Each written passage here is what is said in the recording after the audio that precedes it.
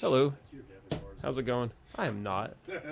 How's it going? This is Geoff Sebesta, and this is our radio show, and we are going to play the WRFL... Where's that dang... Oh, here we go.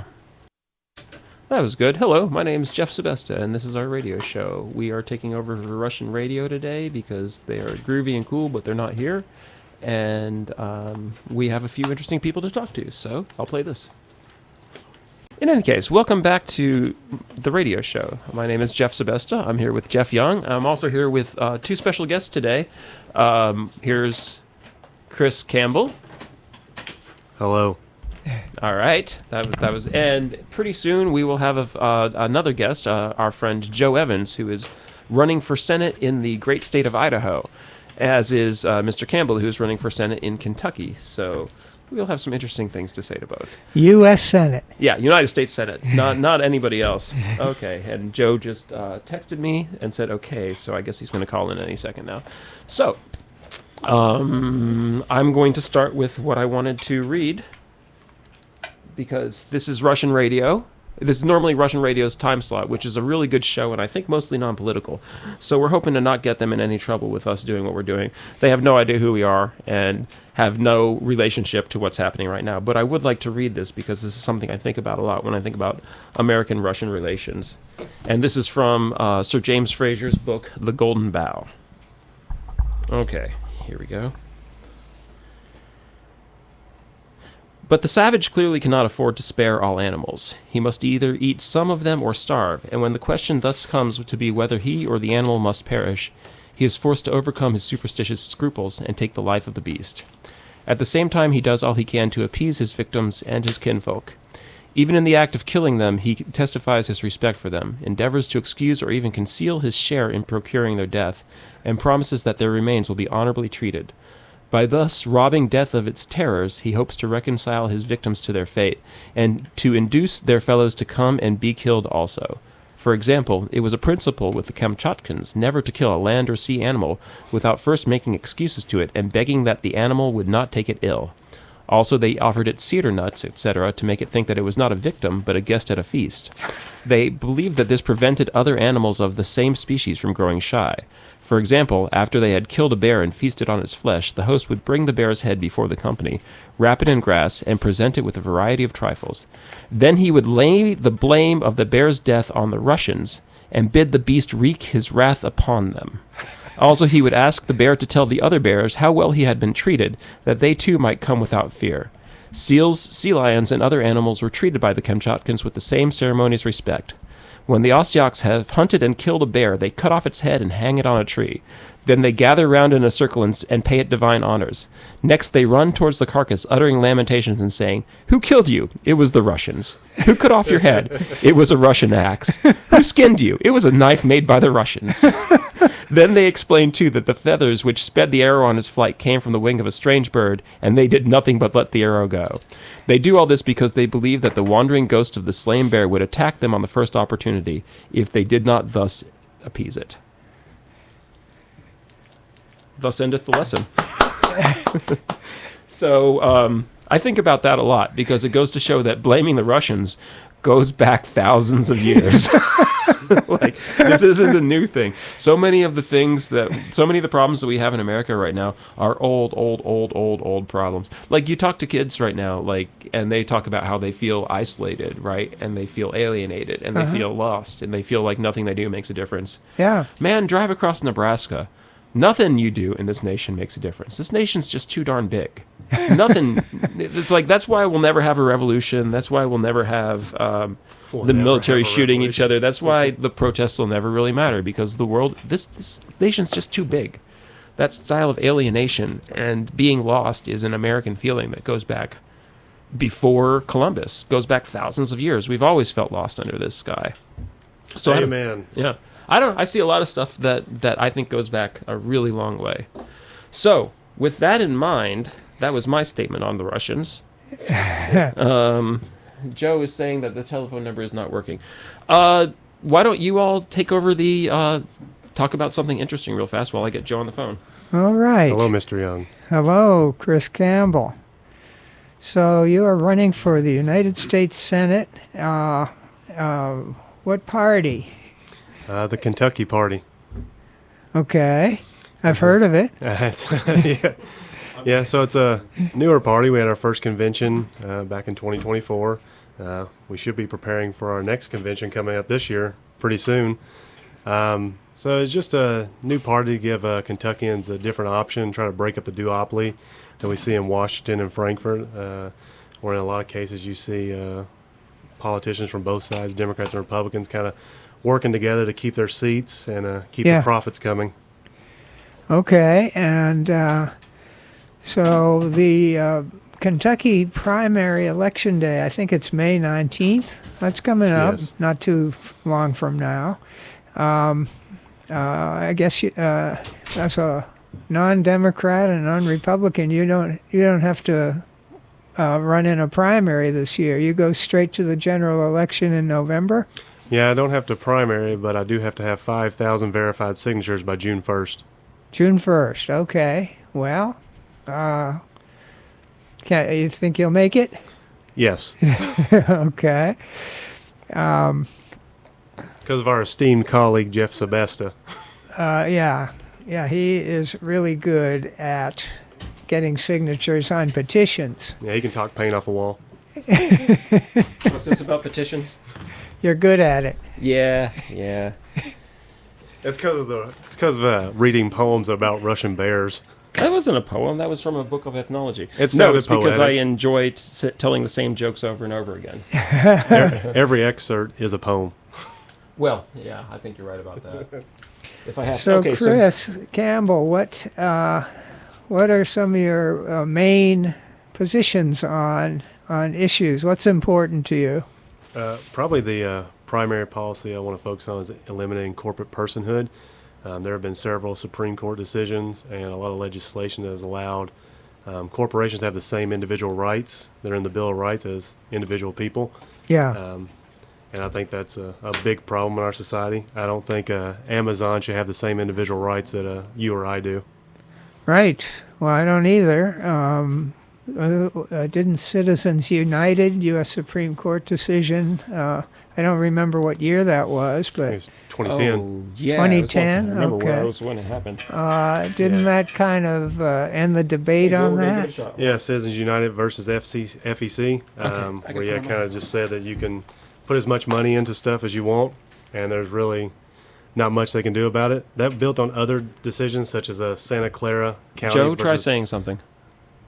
Okay, what do you want me to say? I'm hearing it. All right. I'm hearing it. Yeah, there we go. And there's no crazy feedback, so this is good. It's going out on the air. We have solved the tech problem. There will never be another technology problem. How did you do that? I prayed to the spirits of the Russians. So just the bears. all right, so let's introduce. This is Joe Evans, who you all have not met. I actually met him while I was out in Idaho working, and I've been trying very hard to get people in Kentucky to take this guy seriously because he's actually one of the most interesting Republicans I've ever met. So Joe is running for U.S. Senate out in Idaho, and I think you're in second place right now. Is that accurate? That's a reasonable expectation, everything considered. Well, you. Sorry. Continue. Yeah. Okay. Fair enough. All right. Let's see. So we should start with the. Oh yeah, Joe. I don't know if you were listening to the show before, but you're speaking to me and to Chris Campbell, who is running for Senate here in Kentucky. Hello. And to Geoff Young, who is running for State House, also here in Kentucky. Right, and we're all members of the Kentucky Party, which formed in 2024. But we respect Idaho's right to exist.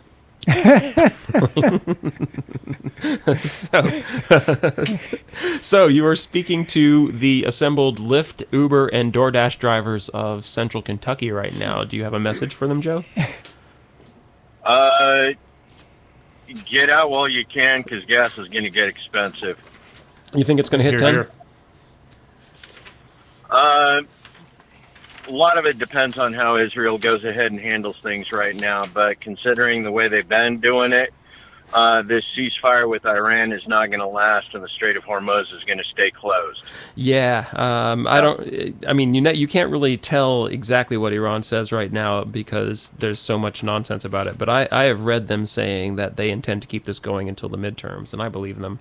They have absolutely no reason to do anything else. Correct. So Joe, this is Geoff Young. I looked at your campaign website, and I found some really interesting things. You want to I'm sure you did. restore congressional authority over war. Constitution is clear. Only Congress can declare war. So I like that. I mean, I think that makes perfect sense. What do you think about the War Powers Act? The War Powers Act is, how was it? Marshall called it obscene to the Constitution. I used a different word, but abhorrent to the Constitution. That's a good one. Okay. Reason why is because it's a bill, it's an act, it's not an actual amendment to the Constitution. Right. Therefore, it doesn't change the nature of the way war is supposed to be declared. The War Powers Act was basically Congress saying, yeah, we don't want to deal with that anymore. We'll turn that over to the executive. You know, the imperial president has so much better understanding than the whole of the representatives of the people. Yeah. So we've got the House of Representatives, which is the People's House, and we've got the Senate. I've always thought that foreign policy should be the people's policy. And the interesting thing with the War Powers Act is the reason why I don't think it's ever been challenged in the Supreme Court was because in order to actually have standing, you need to be the Congress that gave away your power to the executive.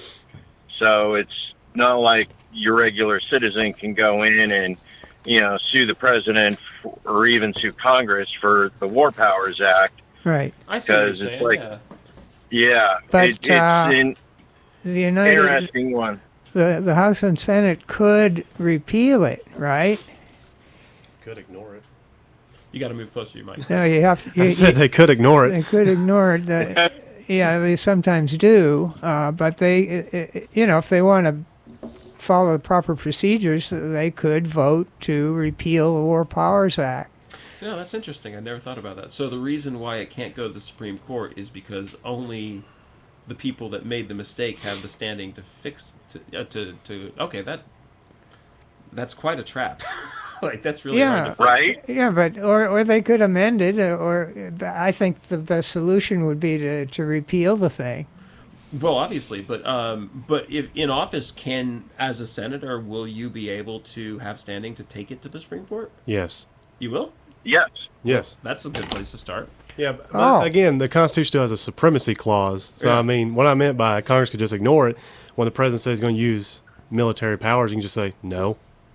Like, they can just say no. Like, Yeah. what they need to do is they need to hold the purse beforehand. So, no money goes to the Pentagon until it needs it, which it needs to pass an audit to do that because it never has. Mm-hmm. And then if the president wants to go to war, he has to go beg Congress for money first. Like, he doesn't have the money to just do it. He has to get it first. They need to do that in when they do budgets, there should be money set aside that can be used for warfare, but it doesn't go to the executive until they request it. So they would do a request and then... Yes, they would have to ask Congress for money. They wouldn't have it up front because then they wouldn't be able to wage war because they wouldn't have the money to do it. Yeah, okay, yeah. That's what I mean. They have to ask, and Congress needs to take more authority over the purse. Well, they don't Right. want it. I mean, not to be... Then they don't need to be in Congress. Yeah, well, that's why you go. Yeah, precisely. There's a job description. That's Okay. why Jeffries delayed the War Powers Resolution for a week so that Trump could start the war and we would be stuck in it, right? Yeah. Yeah, well, yeah. Yeah, they profit too. That's a shameful action. Okay, so what are y'all going to do about it? Mr. Well, Ed? I mean, Yeah. we do what we say we're going to do. As soon as we get in Congress, whether, the House or the Senate, and we go in and we either make the suit, it's like we are the senators now. Mhm. We are the Congress. There is a congressional procedure, and we're suing the constitutionality of the War Powers Act. That is, if we can't actually get, the Senate pro tem and the House to actually hear the bill, hear the initiatives for either the declaration of the War Powers Act or so on. So, that's going to be a fun time. There's no good reason to not do both. Like, let's just go ahead and do that at the same time. Right. I mean, multi-prong attack, take it to the Supreme Court, take it to Senate Pro Tem, take it to the House, take it to Trump himself and say, hey, look, this is the deal. The people didn't agree to this war. Mm-hmm. Right. The people didn't fund this war until after the fact, which violates not only the congressional responsibilities of the House, Mm-hmm. but the constitutional responsibilities of the executive. So we really need to get back to the Constitution. I know we sort of let Congress throw it out back in 45, 47, the first War Powers Act, and we turned it all over to the imperial presidents. Yeah, and that's also the same time that we set up Israel, and I think those two things are deeply related. Is that when the first War Powers Act happened? Was 45? Good Lord. No. Really? No, Was it- Not the first. was But probably Closer before than- Korea. But the one that Congress really started accepting was after World War II, Yeah. where it's just like, okay, we'll just let the executive take care of it and give us one less thing to have to worry about. But it's a situation like you've talked about, could you take it to the Supreme Court or anything? Sometimes when you're in Congress, you have to do things even though you're going to lose. Mm-hmm. A good example is with the War Powers resolution that Massey and Khanna brought forward. Yeah. They knew Yeah. it probably wouldn't pass, but they still did it. Yeah, absolutely. And you need to do stuff like, and if you have Right. members of Congress who are refusing to back it, you need to push for them being removed from Congress, which you can by 2/3 of a vote. It's probably not going to pass, but you can still bring it forth. Yeah, you put it on the record. Yes, and- you need to put everything. If you believe in it, you need to put it on the record. And in theory, it does. The vote. I mean, the decision devolves to the voters. Yeah, eventually at least someday. you pressure members of Congress too. It's not just the executive branch; it's every branch. People Yeah. need to know there's a job they're supposed to do, and if they're not doing the job, they can lose it. Mm-hmm. Just like when you have a job, when you're in the working class, if you don't do your job, you get fired. Yeah, yeah. Right. And Yeah. politicians do respond to pressure. In the military, if you don't do your job, you do double service with no pay. yes, you do. Yes. So, Joe, I thought about... and that was go one of the ahead, brilliant Joe. things with Massey and Rokana, and what they did by putting it to the vote was saying, okay, if you refuse to accept responsibility for your constitutional, job description, Mm-hmm. if you're not going to do it, go on record. Say you're not going to do it. Tell the voters that you do not believe in the Constitution, you do not believe in the job description Right. that you were elected to fulfill. Okay, Yeah, and that's I good. believe he said so. I think he made it explicit that he wanted that on there as he was doing it to get people on the record. I mean that part worked. War. I mean, I'm sorry, Joe. Like this foreign policy stuff is overwhelming at the moment, and I have a hard time pretending to care about anything else. We should probably ask you some questions about Idaho. Well, I got another question here about, there's a section defending American sovereignty. Go for it. The U.S. must never surrender its authority to unelected international bodies.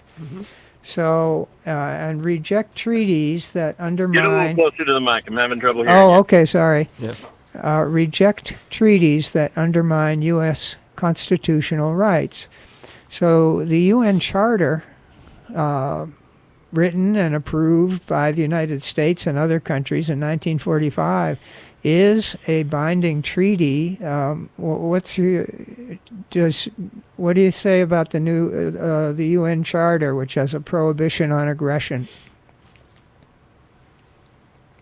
Yeah, a lot of the issues with the treaties and the charters.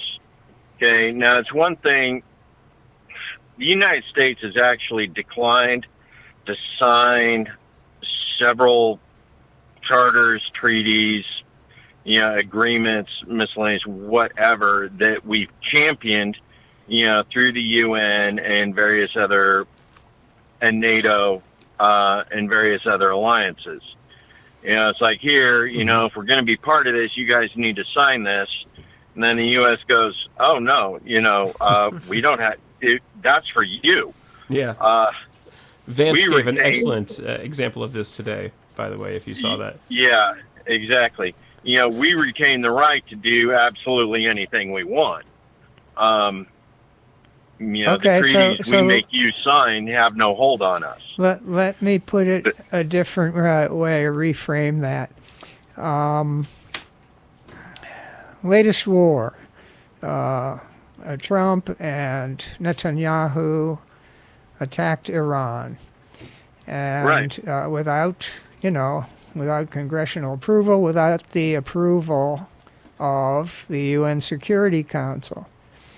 So what do you think about the idea of impeaching the president and probably his Secretary of Defense and Secretary of State for starting a war of aggression that is illegal according to a treaty that the United States has ratified back in 1945, UN Charter, Article 2. Aggression is prohibited. That's actually interesting, because if that was indeed a violation of an international treaty that we are party to, absolutely, the obligation of Congress is to impeach any official in the administration for high crimes and misdemeanors, of which violation of a contract, a treaty of that scale, right? This would actually be. It's a contract with the rest of the world. Right. And that's one of those things we don't see in Congress. What do you think? I mean, I agree with you. Because we don't have the numbers in Congress, because it's party before principles. Right. It's party before treaties. It's party before laws. Right. Well, Chris Campbell, what do you think? Do you agree with the idea of impeaching any president that starts a war of aggression? Yes. Yeah, That's a short answer. And all the people in their administration that sit back and watch them. J.D. Vance was in an interview and he said that he doesn't support the war in Iran, but he supports the president doing it. Well, you can't have both ways. You pick one or the other. Yeah. And I have a more issue with people like Vance. Vance is a Marine. Pete Hegseth was in the Guard. Tulsi Gabbard. People like that, they all need to be impeached too, because they've all violated their constitutional oath they took before they were ever in politics. Okay. Veterans and service members who sit in the administration need to be held to a higher standard than standard civilians. All right. And so I think Trump's administration, the whole thing needs to go. My opinion, Chris, is a little bit different. I think we should impeach President Trump, Secretary of State Rubio, and Secretary of Defense Hegseth, because they had the power to give orders to commit war crimes. And Rubio, I guess he's also... And why not Vance? Vance has the 25th Amendment at his disposal, and he doesn't use it. Well, the 25th Amendment is different. The Constitution provides that when the president is impeached and removed, the vice president is next in line. So my opinion is we should not impeach Vance until he becomes president and starts committing war crimes himself. Joe, do you have an opinion on that?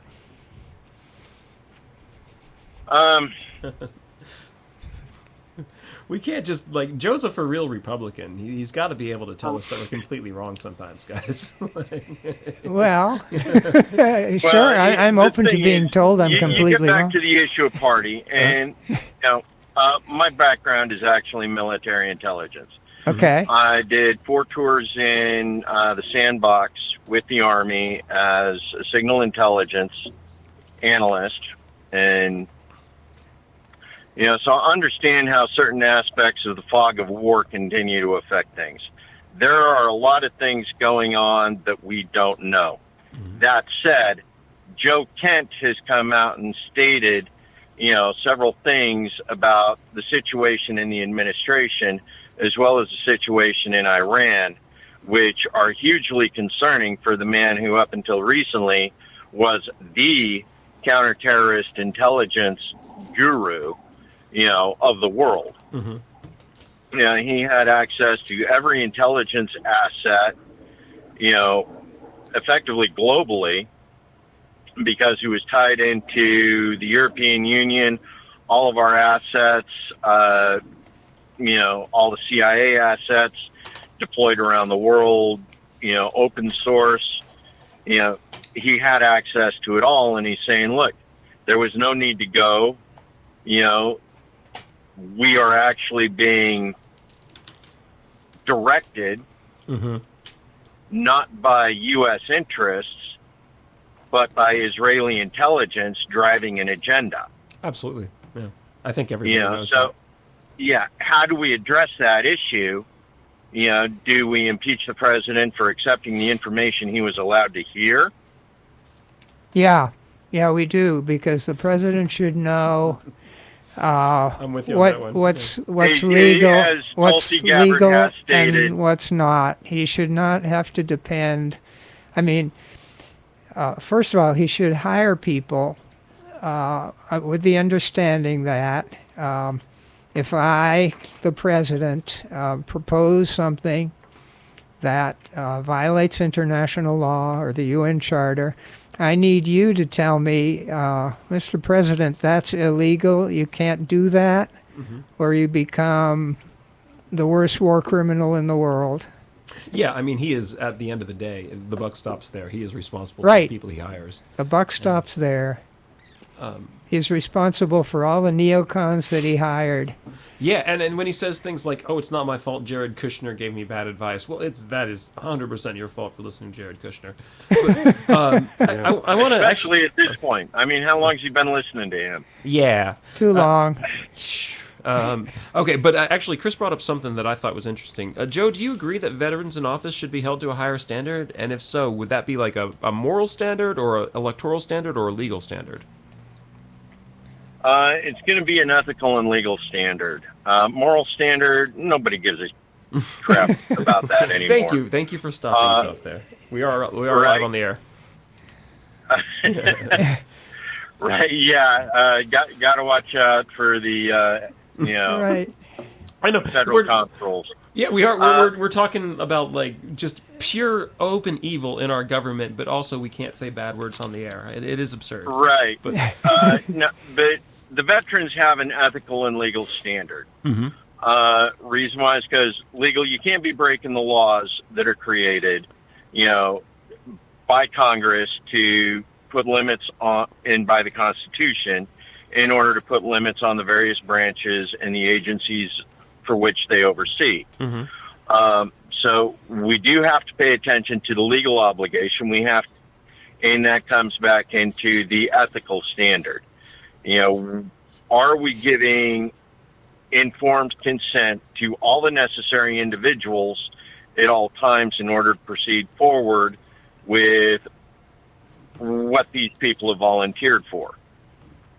Okay.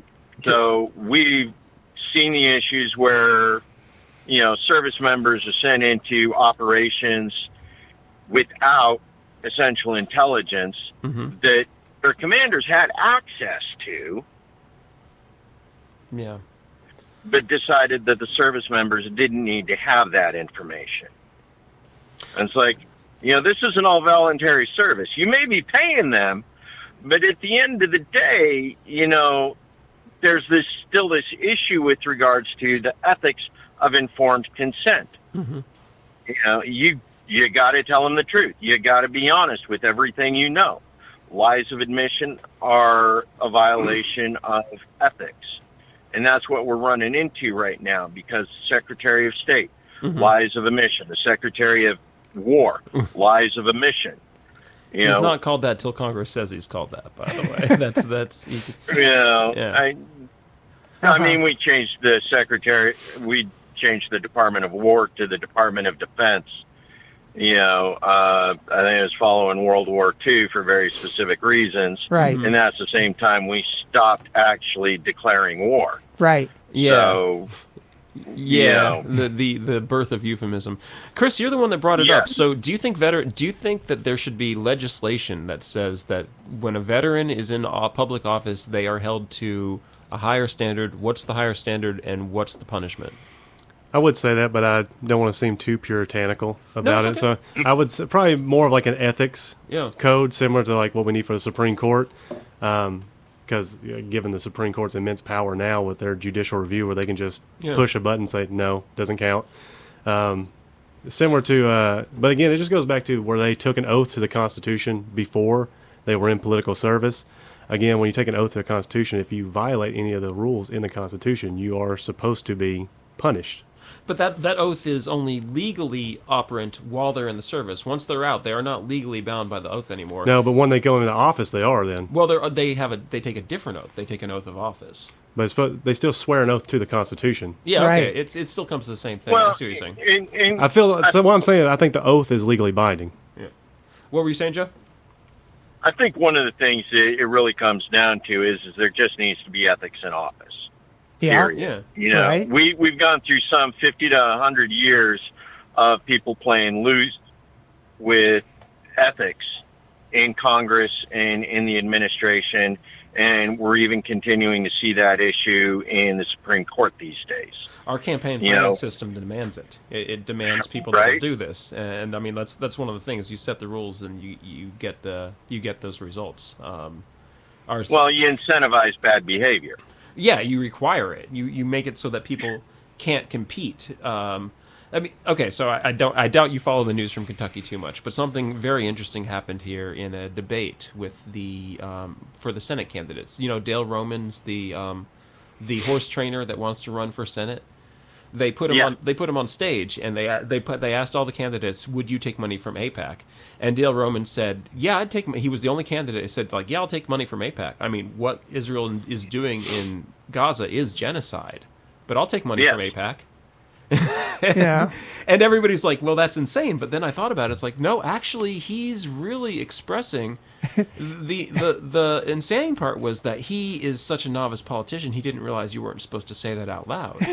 Right. But Well, I've said it on the campaign trail when I ran for the U.S. House. Oh, that's true. We wouldn't let you say that because it was too much. But like, I'll take money from anyone. But it's the same situation. Okay, Idaho's Congress. You got Massey. Massey has refused to take anything from AIPAC. Right. Now, in Idaho, person I'm running up against, Jim Risch, he's been in the Senate 17 years, going on 18. He's taken over $2 million from AIPAC. Wow. Yeah. And that is not a small war chest. No. Right. No, especially with your... So, I'm of the agreement. You don't take money from organizations that basically compromise and demand you don't represent your own constituents. Yeah. And make you complicit in genocide. But all right. Being one of them. But I think just trying to say the same thing I'm saying here. I'm going to do a hypothetical.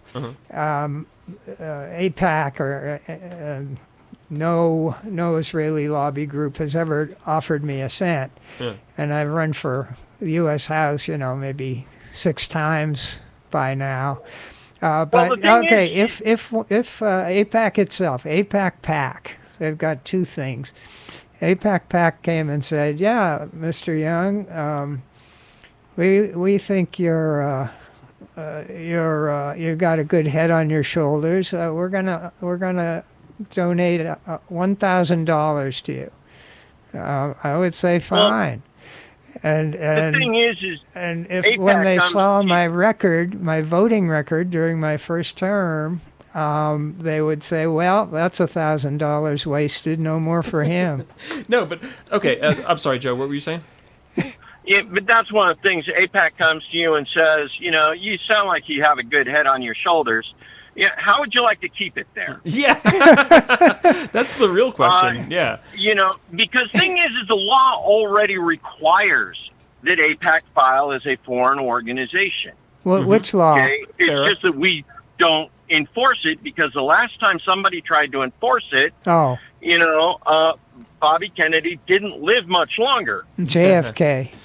No, RFK. Oh, Yeah, was RFK was it When RFK he too? was the Attorney General, I think, or something. Oh, okay. Yeah, he was Attorney General at both, both he's Kennedy Attorney brothers. General for his brother, and he said, AIPAC the precursor to AIPAC, AIPAC, pre-AIPAC, Bobby came to him and said, you are a foreign organization. You need to register as a foreign, lobby group. And they went, no.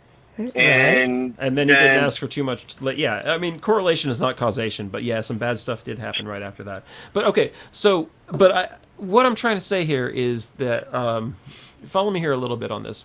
So the basis of our political system, and I mean, I'm talking about the absolute foundation of our political system, is that people can give politicians money, and the politicians are magisterially unaffected by this. Like they're too good to look at who's giving them money, and we all know it's a lie. But we also know it's the basis of it's the foundation of our of our political system. So when AIPAC gives you $1 million, you're supposed to be able to do like Dale Roman says and be like, well, yeah, I'm still going to make you register with FARA and stop sending you weapons, everything like that. But thanks for the $1 million. Right. I will smile when I see your name. That's all you get out of it. And so the idea that politicians are somehow completely unaffected by the source of their donations is a lie. And no, but I'm saying they should be. Well, but they're also never gonna be. And I mean, as much as I love Sherilyn Stevenson and stuff like that, these people are led around by their donors, and they have to be, because there's no other way that this can be. But in order to be good at politics, in order to be able to compete when you are in a state like Idaho, which is the size of 3 Kentuckys, and you have to drive all over the state, you have to have the money. There's no way to compete. Yeah, there's no way to compete. You say Idaho's the size of 3 Kentuckys, whereas Kentucky has the population of 3 Idahos. I know. Believe me, okay. I just met everybody in Idaho personally. I did the numbers at some point, and I really met something like 2 to 3% of everybody in Idaho. Oh yeah. But the point is, you can't compete with Jim Risch unless you have millions of dollars. Or I mean, I shouldn't put that way, but in order to be on, you at least have to have hundreds of thousands, which means that you have to be able to take money from these people. And obviously the people that are going to thrive under this situation are the people who are excellent at living a lie, who are excellent at saying, I don't care if this person gives me money, but also give me more money because I'm going to do exactly what you asked me to do. And that's the thing is if you don't do what your donors ask you to do, they stop giving you money. Exactly. Yeah. And so this is a situation Spend what you get wisely when you get it. Yeah, well, we sure do. But this is a situation where the system, the rules of the game determine who's going to win. And I mean, campaign finance reform is a major issue for one of our Kentucky Party candidates, a fellow named Pete Lynch. Who's and Chris? Are you? Well, yeah, because you want to just. No, I'm swimming in money. What are you talking about? Yeah, I DoorDash to make the gas money to get here, son. And it's a major. I hope you gave out some flyers while you were doing it. It's a major issue for me too. I don't think that's kosher. I'm running for the Kentucky House of Representatives this year, and campaign finance reform is a major issue for all 3 of us. But Chris, you just want to get rid of. Okay, so Joe, what do you think about the concept of personhood? I'm sorry, of corporate personhood. Yeah, not personhood, but corporate personhood. Corporate personhood is unethical and unqualified. Reason why is because in order to exist as a corporation, you have to be created by a licensing through the state. Yeah. Okay. In order to maintain your incorporation, because the state can come along and disincorporate you anytime they want. Right. For whatever reason they want. In order to maintain that, you have an extremely tight relationship with the state. Whereas the state has no authority to infringe upon the rights of the people, per the Bill of Rights, granting a corporation rights to infringe upon the people just seems like it's a backdoor to a system that never should have been allowed to happen. Yeah, and it's not just incorporated things. Corporate person extends to all artificial entities too. So like any group, church, any religious sect. How about a union? Yeah. Well, there you go. That's the issue, because corporate personhood means that people have the right to get together and make decisions. Joe sounds like he's coming back to the same decision that people have been talking about lately, which is that corporate personhood, or what's happening with funding, can be fought on the state level, but not on the national level. Which raises the question of what you're going to do, because you're running for You're still going to have to push legislation to overturn several Supreme Court decisions that made like no sense. Right. To me. Right. And there's a lot of old ones. There's some like archaic ones, like the Society for the Propagation of the Gospel versus the Town of New Haven, 1823, which allowed a foreign country to purchase land in the United States on religious protection grounds. Oh, really? Yeah, England, they purchased land in a New English. I wonder if that's how the Moonies snuck in and bought all that stuff. Well, that's the thing, is that but if you think about that, it's like, okay, we're purchasing this land for religious grounds, on religious grounds. But when those, Supreme Court decisions pass, then certain corporations say, well, I'm going to purchase this land just because I want to. Because we have foreign entities that buy land in the United States. Right. This reminds me of something. Joe, are you allowed to talk about what's going on in Moscow? Will that get you in trouble? What's going on in Moscow? With the cult that's trying to take over Moscow? Have you heard about this? Oh, yeah. Yeah. There's a Christian, they're called Christ Church, or they're called Kirkists for some reason. Yes, they're called Christ Church, and they got a rather interesting, leader preacher who's actually been asked by Pete Hegseth, to the White House, to the Pentagon, in order to talk on his version of Christian nationalism.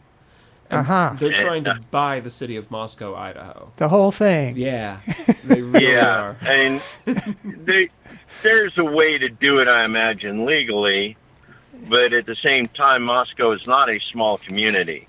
Yeah. And the process of, relocating people who have lived there, for 3 or 4 generations is not a small task. In addition to that, you have a university there. Mm-hmm.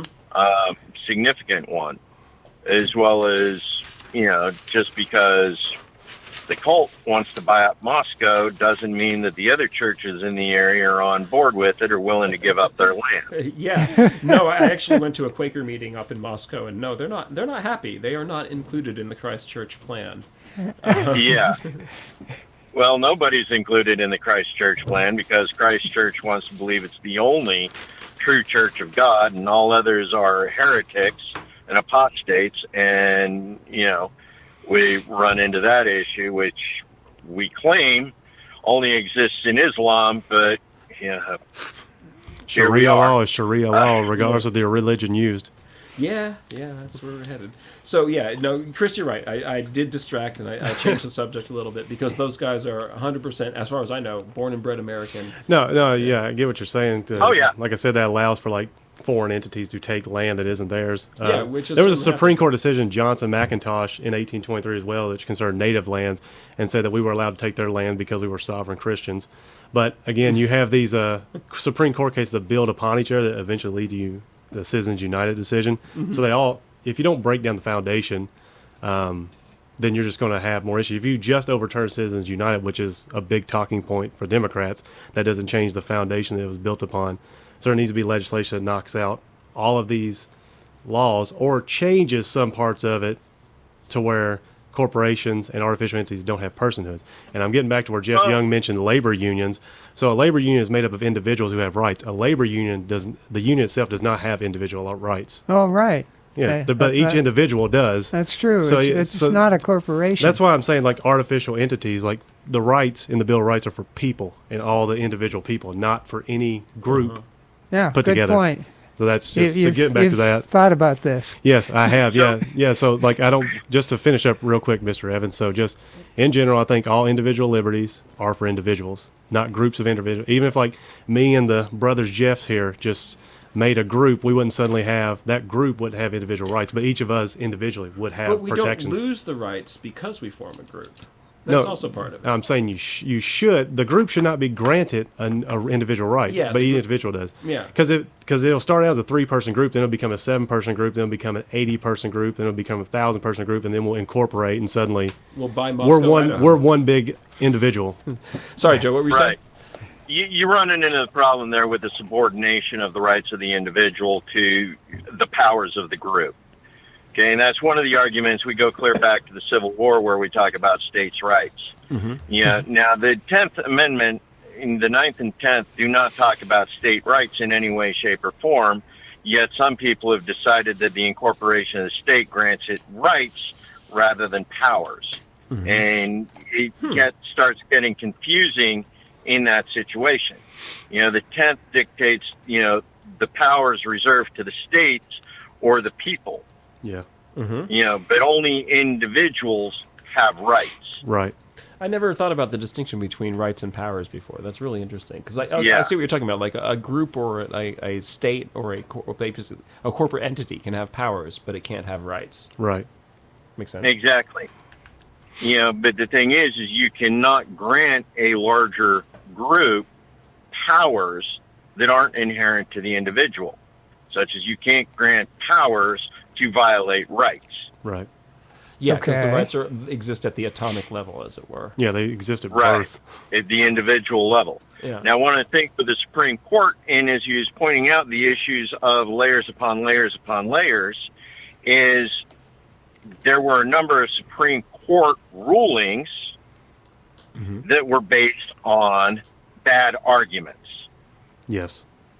Okay, so basically, whether they were for or against, they went in with an extremely bad argument that went in favor of the opposition rather than the actual argument they should have gone with that actually stood a chance against constitutional law. Mm-hmm. And therefore, it now has this base law to make the next, Yeah, they have the ruling foundation of on the precedent. agenda. They have this. They build a scaffold. Yeah, it's a big foundation. Yeah.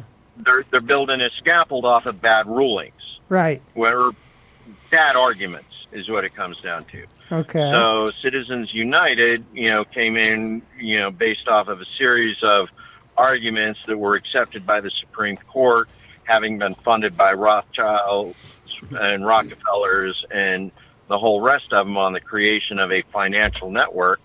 I mean, one of them that we can go back to is, Dodge versus Ford. Yeah. Okay. Because at what point does the primary owner or the chief executive officer of an organization actually have a greater obligation to the shareholders than they do to the employees? Never, Right. Never. Well, yeah, but it's like here in the United States, our entire financial system is based off of the corporate obligation to the stockholders. Right. Yeah. Right. You can do all sorts of evil crap as long as you're watching out for the bottom line of the stockholders. Right. Yeah, and that's how it gets Yeah, to where the it is. bottom dollar. I mean, a particularly grim example lately was after Brian Thompson was killed, I guess a year and a half ago. They still had the stockholder meeting. Yeah. Everybody Yeah. just walked Oh, right. wow. Yeah, everybody just walked right by. Yeah, I mean, you may the not crime like scene. the guy and stuff, but still, you could at least, wait a week or two. Yeah, they still. I mean, Or have it like online or like a phone call where the media doesn't track it. yeah, they're like, no, Yeah. they just We're went still right going ahead and public. tried we still want you to invest. But I do want to mention something cutting because overhead. just because we're talking about Supreme Court decisions and we're talking about precedents being set. What's unique about this Supreme Court is they've used Supreme Court decisions that have been overruled to still justify their arguments. Like they've brought up Dred Scott. This Really? Supreme Court has used Wait, Oh, what? yeah. Dred Scott in What? some of the, yes. So that's Oh, the thing yeah. is it's been overruled by constitutional amendments, but they've used it in arguments. So that's the thing about the Supreme Court and judicial review. What? Because again, judicial review is a Supreme Court decision too. That goes all the way back to Monroe v. Madison, 1803. Again, they just are picking up arbitrary, archaic Supreme Court decisions, just saying we have full authority, and we can use stuff that has been outlawed to still justify our authority. And it goes further back than that because some of them even go back to pre-Constitution.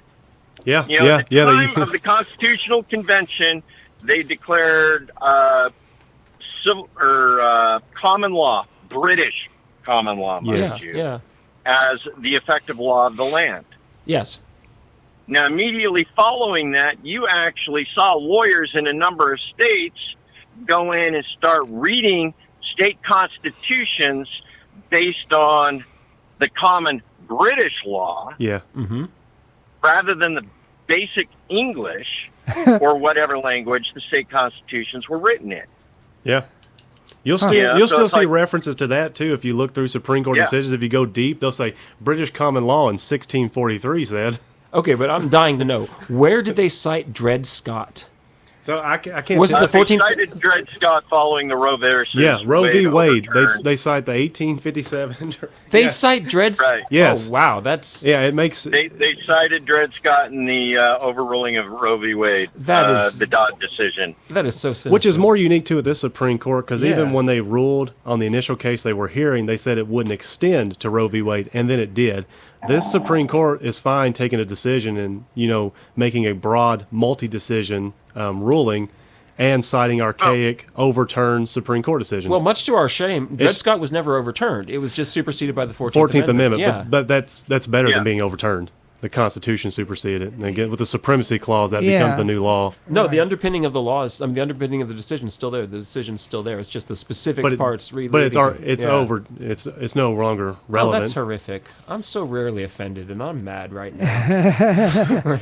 Well, I got the this same goes- solution that I had for presidents who commit war crimes, and that is impeach Yeah. these Supreme Court justices who vote for outrageous Yeah. decision or opinions. Impeach Judge Taney. Impeach them all. Clarence, Impeach Judge Taney. Do a Mormon impeachment. Impeach him. I don't care that he's been dead for 150 years. Impeach him.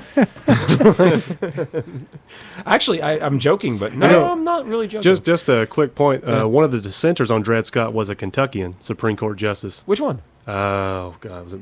God, I can't. I didn't mean think to call you on that. I'll find out. Like, I'm fascinated. I don't know if you know this, but I'm fascinated by pre-Civil War American history. That's something I've studied a lot.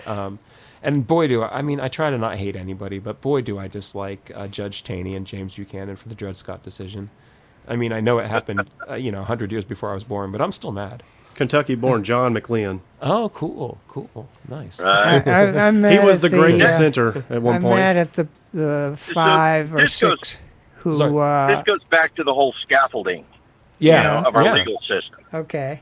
You talk financials, you go clear back to Madison, and the idea of, a central bank, first bank of the U.S., Mhm. and all the financial rulings of the Supreme Court that followed that, clear up to Ford versus Dodge, and why today, we have BlackRock suing United Health for honoring for actually funding too many of the bills Mhm. or claims. Yeah, Hey, right? yeah. A That's shareholder of United Health is complaining that United Health, an insurance company, is actually paying out insurance claims. Yeah. That is where we are at because of a 1918 ruling, Dodge versus Ford. yeah. That's the scaffolding we've been building. And it's Dodds Uh, versus Ford. You said DODDS. Dodge. Oh, Dodge. Yeah, Dodge. that's the company. So, Mr. Oh, I Evans, gotcha. I was Yeah. going to ask you while we're talking about Supreme Court, how do you feel about the proposals for term limits for Supreme Court justices? Use like an 18-year limit, and after they serve on the high court, they would have like a senior status on a lower federal court, and you get like a new justice about every 2 years. I like the idea because I think too many of them have been sitting there, and some of them have been on court so long, they're actually senile. Yeah. And their court rulings are actually being made by their clerks. Yeah. Yeah, That's a common true. problem in our whole system right I would Well, that's always our whole system. We're being run by a gerontocracy. Yeah. my first option is impeachment. Always. You don't like term limits, do you, Young? Yeah. No, I don't care for them. What's your Well, okay, so you'll only have inexperienced people coming in. Mm-hmm. well, they would be experienced before, like they would be judges. Oh, well, Are you talking I'm Supreme talking Court? about Yeah. all, Okay. all offices. Okay. I'm opposed to term limits on everything except the president, where, the FDR, Mhm. 4 terms. That was a good amendment. Prevent that. He was elected. Right. Yeah, but his last term was a disaster. Anyway, please continue. The polio. Well, no, that was before his first term. His last term is Yeah. when he sold out The Wallace. the and- remedy is to impeach judges or presidents who violate important laws. And the law against aggression, the UN Charter, is the most important law that exists, in my opinion, along with things like the 1950 Genocide Convention and laws against terrorism. Those kind of things, you should be gone. Hey, we're gonna have to play the bumper again in just a couple minutes here. So, real fast, I wanted to know something because I know people care about this. Chris and Joe, how do you feel about term limits for representatives? I agree with them. I agree. I think, we're here in Kentucky. Hal Rogers is running again. He's already been in for 47 years. Here's my issue with it. That's too long. So I think there should be a cap, kind of like when someone works 20, 25, maybe 30 years at a company, you assume it's time for them to kind of get on out. Even the military kind of has a cap where even if you're a general admiral, they're like, it's time for you to go. Uh-huh. And it's not necessarily that you're bad, because if you keep getting elected by your constituents, one can make the argument that they want to be represented by you. However, a lot of people get complacent in their jobs. Yeah. And at some point, if you're in a job for so long, even if you had good ideas, those ideas will become stale because progress, things change, time adapts. But the biggest thing is that people become complacent in their jobs and they don't work as hard. I think you see that even with good legislators. If they're there for so long, they're like, okay, I know what I got to do to get through the day. I know when I got to campaign again, yada, yada, yada. I know who I need to say yes to, which babies I need to shake, which hands I need to kiss. I know what to do. I know. And, if you're in Kentucky and you're in the General Assembly and you're in the minority group, well, we're probably not getting anything passed anyway, so I'm just chilling out here. So it just becomes complacency, and you see that in every job. So I think there should be a cap. I think there should be an age and a term limit at some point. Well, I could go with term limits. 10 terms in the U.S. House, 4 terms in the U.S. Senate. Something like that. But No, okay, you're right. There's nothing wrong with having a limit at the upper end. Like 10 sounds Right. good to me. and age, past 80 or something, you're not 70. yeah. I'd say 85. Oh, sorry? What? 85. I mean- all right. We got U.S. senators and representatives that have been in since Nixon. Right. You leave Chuck Grassley out of this. They've been carrying water for the party since Nixon. Yeah, no, I understand. Actually, Yeah, I have and- his Wiki. Oh, sorry. Please continue. But part of that is a result of the Democratic and Republican parties making it impossible for third parties to win. And that's the problem that really should be fixed. Mm-hmm. We need to have a level playing field. Incumbency is a tremendous advantage. Oh my gosh, yeah. Well, I mean, okay, so I'm really very sympathetic to all these ideas of campaign finance reform. However, if what we're landing on here is that it needs to be handled by the states, we're going to have a situation where, like let's say, Joe, does Idaho have something like in Kentucky we have the corporate death penalty, where if a corporation sufficiently oversteps its bounds, the Secretary of State can just end it. Do they have anything like that in Idaho? I don't know that there's anything official on the books, but I know the capacity exists. Uh-huh. No one's done It's it. just, Now, I've has never seen anyone- it exercised. It hasn't been Has used anyone? here. So No. but there are why should corporations it that have be- stepped over. But hasn't there been examples where corporations in Kentucky have definitely stepped over and stepped on people and probably Yeah. should have been ended? Yeah, absolutely. So what's the point of even having it on the books? Everyone's just going to look, hey, look at that. And they look away. I mean, you're not wrong. Though. Well, why is it the Secretary of State, member of the executive branch, and not the Congress. or the General Assembly? legislative branch. Well, then it seems to me it should be the legislature. As much as I would love to spend an hour and a half talking about the ways I would rearrange Kentucky's constitutional responsibilities, I do feel that Joe would be a little bit bored with that one. We can talk about the Idaho Constitution too, Joe. Actually, we would love to. I'm fascinated by Idaho. It was an amazing experience being out there for 3 months. What I don't understand about the Idaho Constitution is why everybody keeps bothering with everything past the Article 1, Section 1 of, hey, the people got rights, period. Yeah. Okay, and then it goes into, well, we got the legislature, and they can infringe on this right, and they can infringe on that. It's like, what happened to Article 1, Section 1? Okay. I know, I can tell you, actually, but hold on one second, because I'm going to play this.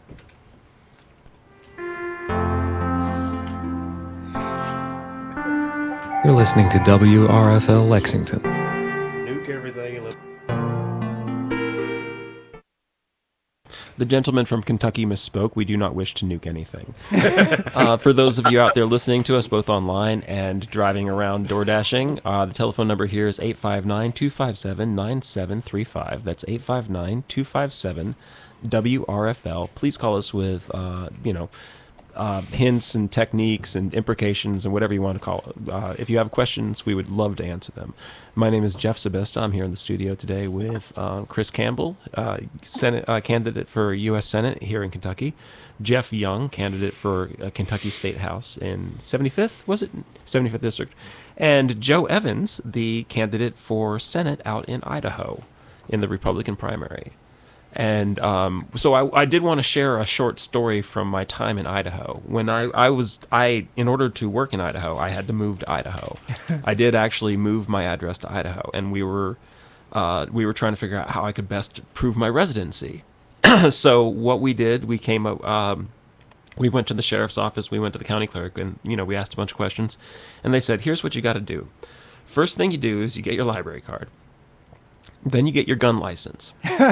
Then you register to vote. Then you get your driver's license. That is by far the easiest way to prove residency in Idaho." That really seemed to sum up the state to me in some very interesting and important ways. Oh, yes. Yeah, I mean, Idaho is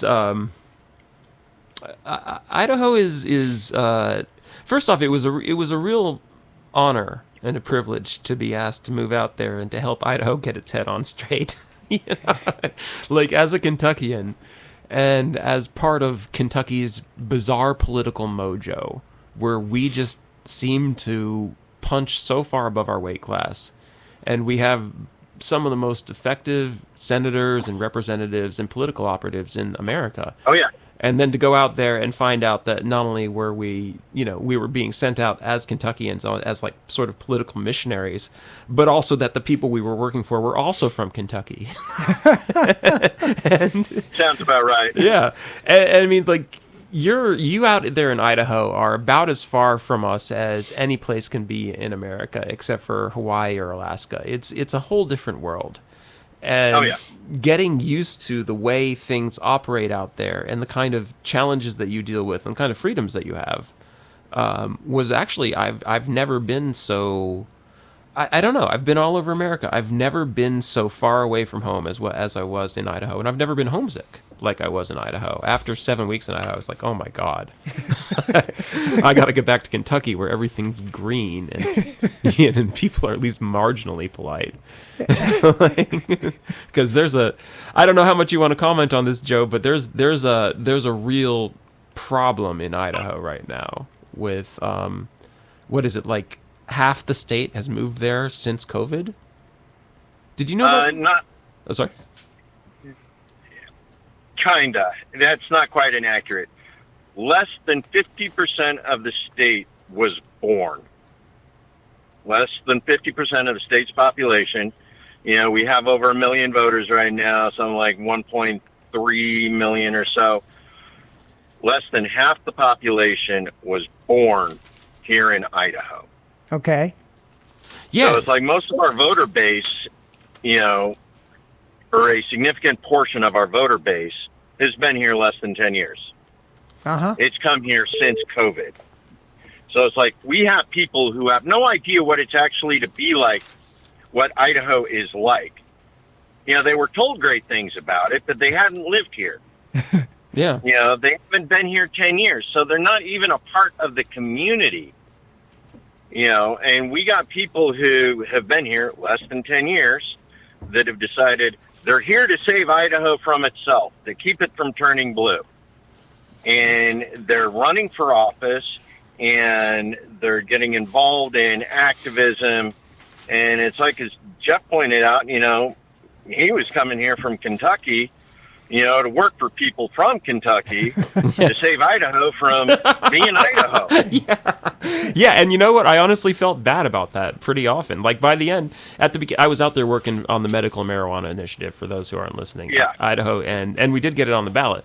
But, you know, I kept meeting people, and then they didn't want it. And after a while, I was just like, you know, yeah, honestly, it's your state. You do what you want to with it. I'm here to get it on the ballot. But if you vote no, I'm not gonna blame you. You know, I'm not gonna be upset about it. Idaho has its own personality, but also Idaho has a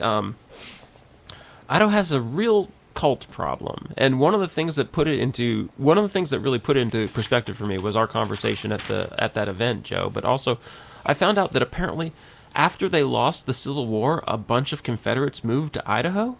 Is this accurate? Yep. Yeah. Yep.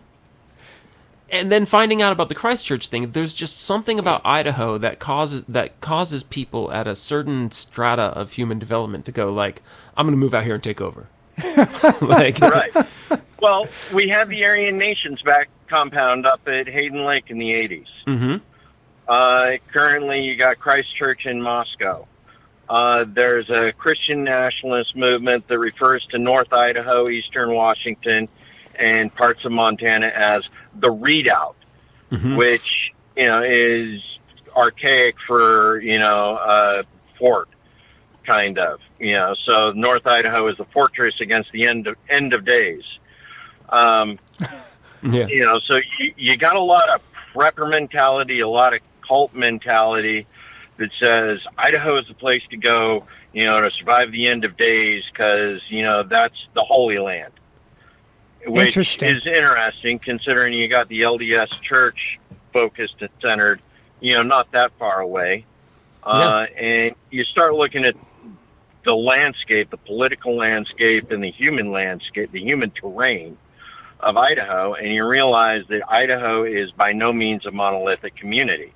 Yeah. You have northern Idaho, you have southwestern Idaho, and you have southeastern Idaho. And each one is very much its own political monster. You know, as far as demographics, personality, what caused people to move there in the first place. And you start trying to iron out how some of these different demographics and personalities can come together in the State House and agree to certain ideas and concepts. And you start going, yeah, something here smells wrong. Yeah. And a lot of it, this is because money comes in and it astroturfs some of our legislators so that they look native, and then they get into office and then they, you know, vote based, again, back on what their donors, you know, say they want. You know, one of the big issues here in the state of Idaho this last session was immigration law. You know, we have a bunch of newcomers that came to Idaho and said, we're going to fix immigration. We are no longer going to allow illegals to work in agriculture in Idaho, period. End of story. Oh, no. And they hit wall after wall after wall. Yeah. Because the established politicians, the ones who have been here longer than 10 years, the ones who have been in office longer than 10 years, basically, you know, drawer 13 most of their attempts at that legislation. Absolutely. Right. Those potatoes aren't going to finish Here's the themselves. bill. Okay, print it. And it'll never be heard again. Yep. Yeah. You know. That's what happens when you mess with the good old boys. Never Right. confront a redneck in their house. That's one basic lesson. You know, so they talk about it and it just keeps getting shut down and shut down. You know, and this goes back to the nature of the politics and the human terrain. You know, all of the civil Confederate soldiers, in order to avoid prosecution of war crimes under the Reconstruction era of the South, moved to the Pacific Northwest in order to get away from prosecution. Interesting. So you had a lot of that Southern, which is why a lot of people refer to Idaho as the South of the North. It's true, man. It's really true. And the nature of religion and politics here in this state. We have 3 core constituencies, and they're all religious-based. Wow. You succeed in politics in Idaho based on who you sit next to in church. Huh. And those 3 dominant churches right now are the LDS Church. They represent 23% of the state's population, the bulk of it in southern Idaho. Okay, you have the Catholic and Catholic adjacent, Nazarene, Episcopalian, which are largely focused in southwestern Idaho, because that was where the capital was, and they drift a little north. And then you have the Baptists, which is mostly the northern ones, which is interesting because it's up near eastern Washington, where the Jesuits, Jesuit priests, committed all sorts of atrocities against the indigenous. Oh. I didn't know that. That's not surprising at all, but yeah, that makes a lot of sense. Right. Sorry, continue. So you got these 3 dynamic energies, and they're all coming together and saying, okay, well, and if you listen to our legislatures talk long enough, somewhere buried in the Idaho Constitution is this idea of temperance, like the state legislature is responsible for temperance of its citizenry. Okay, temperance is a big word that hasn't existed since Prohibition. Right. But it found its way into the Constitution because Idaho was formed at the early stages of Prohibition, and women against alcohol, or women for the whatever, managed to convince the Assembly of Representatives who were creating the Idaho Constitution to introduce the idea of temperance as a constitutional obligation of the legislators. Okay. That's really interesting. Right. And they put that in way down, buried underneath Article 1, Section 1, that says people have rights, period. It's like, but wait. It's all right for the legislature to infringe upon those rights because we're granted the power to legislate temperance. Yeah. And it's a huge mess because they decide prohibition is the way to temperance, which was never what temperance meant. Yeah. That goes to the whole, okay, we'll, make alcohol illegal, but we want to actually interfere with the sale of it. And then in the 1970s, it's let's make cannabis illegal. Yeah. And, for a long time, they didn't enforce it very much until they figured out there was money to be made putting people in prison. Yeah. That fiasco. 70% of Idaho's prison population is in for drug charges. Wow, 70%. We also have the highest percentage of incarcerated women in the United States, or the highest rate of incarcerated women in the United States, and something like 85% of them are in for drug-related charges. Yeah, I heard some dreadful stories when I was up there. Yeah, and most of them, it's because they took the charge because they wanted to get away from their boyfriend who was trafficking them. We got some messed up stuff here from activist judges, on the Holy Roller side, the whole family court fiasco going on, saying, some parents just aren't fit to be parents, take their kids away. Is that a big thing in Idaho? Is that happening a lot? It's big enough. I wouldn't say it happens a lot in the fact that I don't know too many people personally who have run up against that. But I've associated with people who claim to be in the know. Yeah, the big scandal with that right now is that they are claiming that a DCBS, which is Kentucky's equivalent of CPS, has quotas, and that they are required to find a certain number of unfit parents a month. Well, it's interesting because they leave a lot of kids in homes with unfit parents. Yeah. Even the judges know they have substance abuse or domestic violence histories. And it's also what they can prove and where they can put them, and here's what the incentive is it's not to find unfit parents. Mm-hmm. Okay, the incentive is to find placeable children. Yeah. Okay, explain that. I didn't fully understand. Okay. Okay, to find place. So you're saying that, like, okay. You have a child that is suffering childhood trauma. Mm-hmm. Okay, they are acting out. They are not placeable. The only place you can put them is in detention. You know, you can put them in youth. Oh, I see care. what you're saying. Yeah, okay. You know, you got to put them in a state facility with people who are paid specifically to, you know, watch them. Yeah. Whereas a placeable child, Mm-hmm. their parents may have legal issues, but the child themselves hasn't experienced so much trauma Mm-hmm. that they are unable to live in another person's house. Or they're good at masking it. Yeah. Well, yeah. Right. Okay, so now, well, since if this is a problem in Kentucky and this is a problem in Idaho, then you two, Yeah. as you're running for federal office, are free to offer suggestions as to what you would do about it. Defund Department of Health and Welfare across the United States, because 90% of the funds that allow this to happen are federal funds. Oh. Interesting. Do not allow the U.S. Congress to fund child trafficking in any way, shape, or form at the state level using Child Protective Services or Department of Health and Welfare. Yeah, that should be pretty easy to legislate too, and then also oversight. That shouldn't be too difficult. Well, what's the point of oversight on a legislate defunded? because you just take the money away. Yeah, It's easy right. to oversight because the organization shouldn't exist if you've defunded it. Okay, but if the argument is that everything that the federal government does is so entirely flawed, and you've got some strong points for it, though.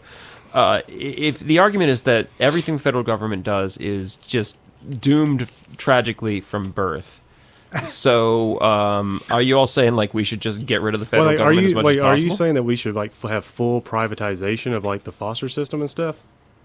Oh, no. No. I was asking You're saying Mr. it Evans should to clarify. Yeah, it just should go to the clarify. states, right? Is what you're saying? Yeah, it should be a state by state issue because different states have different issues. Right. There are geographically. responsibilities Mm-hmm. that the state has to protect the rights of its residents. Right. Just like there are responsibilities of the federal government to respect the rights of its citizens or to protect the rights of its citizens. Mm-hmm.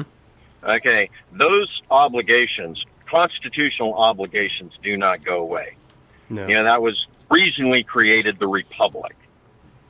Okay, so Yeah. but what we've done is we've allowed the federal government to incentivize bad behavior Mm-hmm. under the idea of good intentions. So if I'm Yeah. understanding, Sounds like we need to throw a lot of people in prison. yeah, well then we'd have Right. to pay for them. If I'm understanding you correctly here, like you're saying that like if the state is if the states are constitutionally supposed to be taking care of something, and I'm assuming you're sort of like alluding to the Department of Education here as well, and Massey's concept of completely cutting the Department of Education. You're saying Right. that the federal government has no business doing it at all.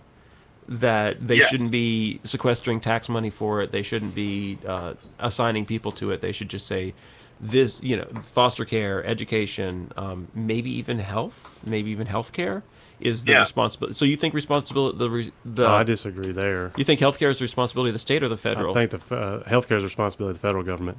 I'm a Medicare for all proponent. Well, okay, now here's where you run into the problem with the Medicare for All component and the role of the state.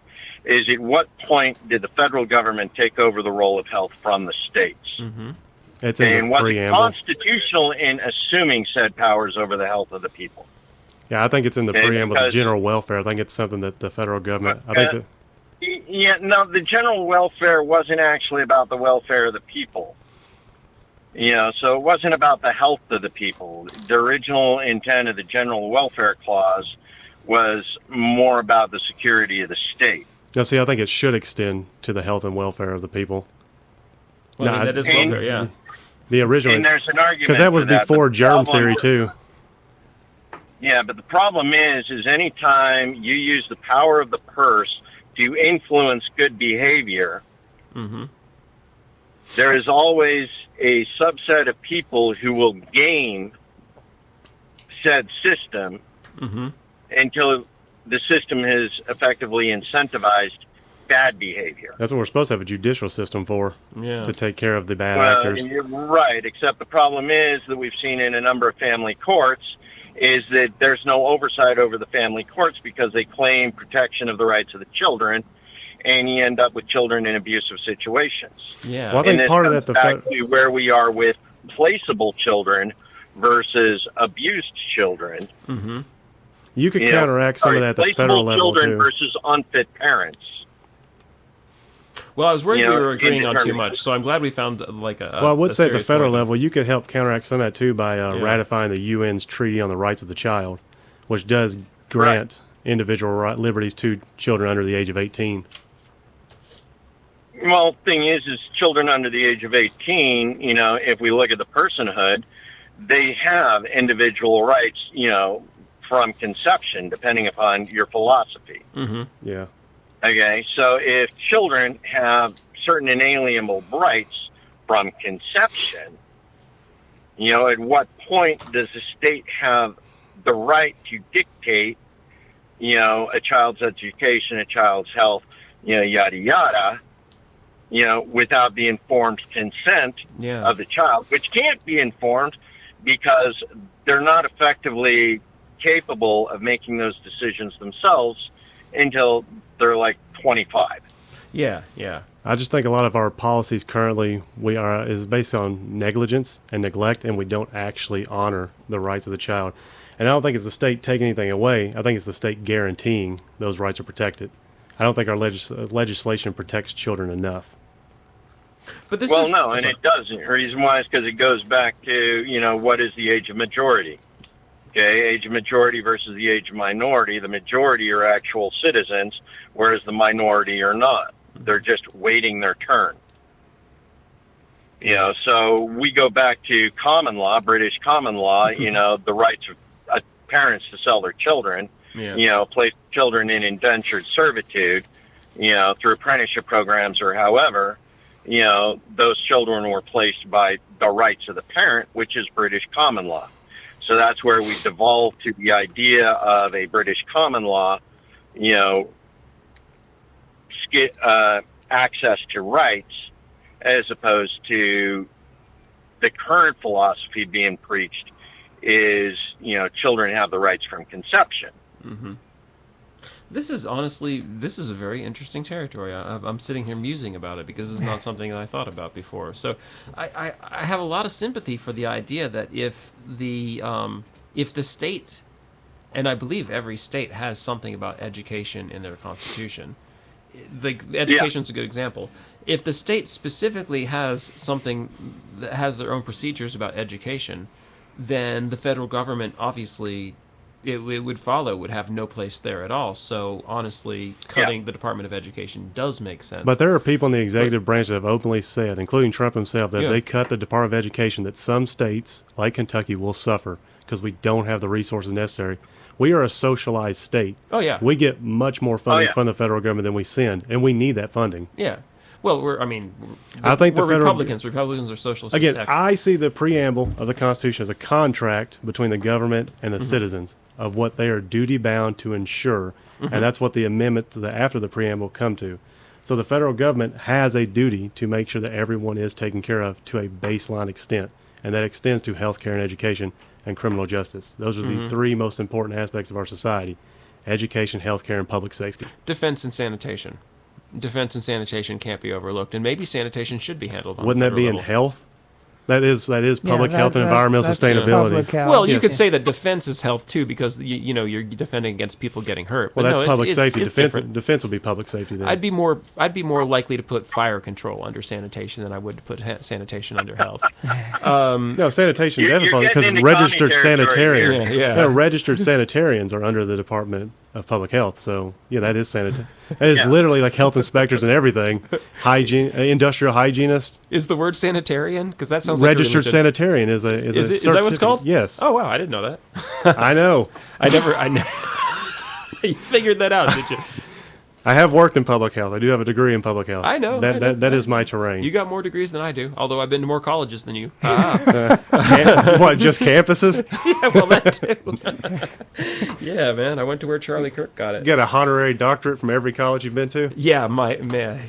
It seems unlikely at this We point. can flirt with certain commie territory. Yeah. I do fall into the line of like a democratic socialist anyway. Yeah, I don't think I don't go on either side. Right now in Congress, there are only 2 Democrats, AOC and Bernie Sanders. Everyone is to the right of Well, them. it doesn't There are no matter, Democratic you know. socialists. Yeah. I don't agree with you there because I have a much lower opinion of Democrats than you do. But sorry, you were saying? The only difference between the Republicans and the Democrats right now, as far as how communist they are, is how they want to spend other people's money. Yeah, That's true. The Republican Party they is. have- Yeah. Sorry. They have no interest in decreasing the budget. Yeah. Keep taxing people, keep spending the money. And this is a Republican Congress right now. And look at how much they have allowed Trump and his administration to continue to spend. Even after the big to-do over Doge, Yeah. and the number of things, the guy I'm running against right now, he sits on the Senate Foreign Relations Committee. He's the chair. He has the ability to defund the Taliban right now and chooses not to. Yeah. Well, I would say, going back to Medicare for All, you we're still talking got about money going to you would decrease the Afghanistan. budget with the Medicare for All process too. Well, no, but that's the problem. Okay, because we're dealing with people So we it can't would- trust. But the idea That is was, according to the Heritage Foundation, which has every reason to disprove any policy that is liberal. No, but the idea that they were going to cut the Department of Education and give that money back to the states when they're not gonna do actually it that. turns out that they were. When just do we gonna get that keep it. tariff Yeah. check that I was promised? Yeah, exactly. So No, I I'm mean, just saying that the stuff that I propose in line actually does decrease spending over time. It decreased by 2 to 3 trillion over a 10-year period in healthcare spending alone, just with the Medicare for All single-payer system policy. Okay. I'm going to throw you something here, okay? You're working on Medicare for All and that. Okay, right now, the federal government oversees some 7 different health programs, 7 different administrations. One falls under the Bureau of Indian Affairs. One falls under the Department of Defense. You got Medicare and Medicaid. You have the health care program for federal employees. And I think there were 1 or 2 more that I was thinking of. But it's like you got 7 different health care administrations. Each one of them's independent. Okay? If you got a family on Medicare and another family member on Medicaid, there's a possibility they can't even go to the same hospital. Right. Yeah. Yep. I mean, that's how fragmented these different organizations are. If you're receiving Bureau of Indian Affairs medical benefits, you can't go anywhere except on the reservation. Right. Okay? If you're And that receiving shouldn't be VA that way. benefits, But your ability to go out on the market, again, limited. Why don't we just say, hey, look, we got 7 different organizations. We can reduce the total size by at least half, consolidate them, and put them all on what would effectively be a single-payer program for those people who are in need of indigent-related services. But- consolidation is a great idea. Yeah, that's for a lot of things in our government. We need to make it smaller and then cut all the fat off that doesn't need to be there. But I would say, just because the fact that this program has been independently invented 7 different times under 7 different administrations shows that there's probably a pretty serious need for it. Yeah, it should all be under one thing, Yeah. though. You can consolidate just to one big healthcare thing. I mean, we have a Department of Health and Human Services. Should be able to control everything in a more succinct way. You don't need a bunch of different directors and bureaus and such. You need to consolidate and cut all the people you don't need in those positions, and then make it a more streamlined process. But we still have the very interesting philosophical point that Joe brought up, which is that if a state is constitutionally obligated to provide a service, honestly, the federal government has no right to be meddling in it. Unless they pass legislation then they can take that authority. Yeah, and I'm generally against that. That's the thing is if the federal government passes legislation on what is a state power, okay, so Yeah. classic argument right now, the one that's going on is artificial intelligence. Yeah. Okay, right now the states are moving to individually write their own rules for artificial intelligence. Once enough states have written their own rules, the feds can no longer write the rules, because that is now a power doomed by the state. Oh, so if the Taken by the federal government. So if we roll back education, okay, every state has the power of education over its residents. Okay, if the states actually have to cede said power to the federal government. At what point did the Convention of Governors say, "Cool"? Well, I would see. I know that it's an artificial distinction, but I would say if it's in the Constitution, yes. If it's just in the body of law, no. But I'm not sure how well that would be supported by law or practice. That's just how I would look at it. If something is in the Constitution, then it's in the DNA. It's for real. It's in there. If something's in a law, sorry. But that's the argument, and lawyers, people smarter than me, are going to have to sit down and hammer that out. It is the power of the state controlled by the Constitution or simply by the laws it writes prior to the assumption of power by the federal government. Not that the federal government should have implied powers. I'm a bit of an originalist in that, it's the enumerated powers and only the enumerated powers. Yeah, no, I just reread the Ninth Amendment and the 10th Amendment. You're absolutely right. That's right in there. There's no getting around that. Yeah, there's several rights that you have that aren't expressed in the Constitution. This is an issue we're having in Kentucky right now, where you just the judiciary is there to interpret for sure, but when it's there in black and white, you're stuck with it. You can't, and that's why I got to admit, Joe, I'm a little bit unmoved by your argument that welfare doesn't mean welfare. I see what you're saying, but also that is in there. It is a contract, and I get that. Yeah, that's a back and forth. Can I change the subject? Welfare. Well, let the senators make their closing statements, and then we'll change the subject. Okay. Closing statements, okay.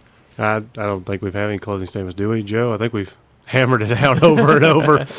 Oh, on this issue. This specific issue. Yeah, we're not done total. It's just this specific issue. Oh, okay. I'm Medicare for all, government funded, and I think Joe isn't quite to that point. He's got a different opinion of. Well, let him say. Yeah. No, the big thing is consolidation of the system. We have people that fall under federal care, federal health, that need access to it because the states simply do not have the money printer that the federal government does in order to make sure that the health and welfare of the people are taken care of in the absence of a true free market. Yeah, that's also a good point. And I also want to say I'm deeply suspicious of the Bureau of Indian Affairs. Okay, Geoff, what were you going to say? Yeah, I think that not very many months from now, the value of the dollar is going to crash. And I'm interested in what Chris and Joe have to say about what happens if we get another Great Depression or, hyperinflation because nobody wants dollars anymore. Countries are refusing to, the petrodollar is almost dead right now, today. And I see a potential Great Depression worse than the original one in the 1930s. What do we do to prepare for that? Well, as you stated, we need to prepare for it because at this point we're not stopping it. Right. The Strait of Hormuz and its closure has basically restricted 40% of the oil. And that's not going to change anytime in the near future because Iran's systematically destroying oil fields and infrastructure across the Middle East. Okay, 40% of global petroleum production is gone. It's going to take us 20 to 40 years to rebuild that. In the meantime, the oil infrastructure that exists, a lot of it here in the U.S. is currently restricted by legislation. we would have to go in and repeal said legislation in order for the oil to actually be converted into usable forms here in the United States. Yeah. We can take a look at what's going on in Venezuela, Iran, wherever else we get oil from. The United States is fortunate it's oil independent, but we are continuing to see that oil exported for heightened prices. Right. Because rather than looking at national security, the people who run the commodities mercantile exchange out of Chicago, are busy trying to sell it to the highest bidder rather than to ensure national security. So we are continuing to lose oil to these other nations that were dependent upon the 40%, and prices continue to rise on transportation of goods here in the U.S. And okay, that diagnoses the problem. You put them on gasoline-powered trucks and ship them all over the states because the Commodities Mercantile Exchange, the Chicago Mercantile Exchange, decides who gets what assets and where. And that's one of the reasons why I love Massey's Prime Act, is because it shortens the supply chain. Well, could you describe what his plan is? I haven't heard of it. What's Massey's plan? Massey's Prime Act, it's primarily for agriculture, especially beef. Yeah. Okay, so what he's looking at is right now there's only like a dozen slaughterhouses, and they're owned by the 4 big major meat packers.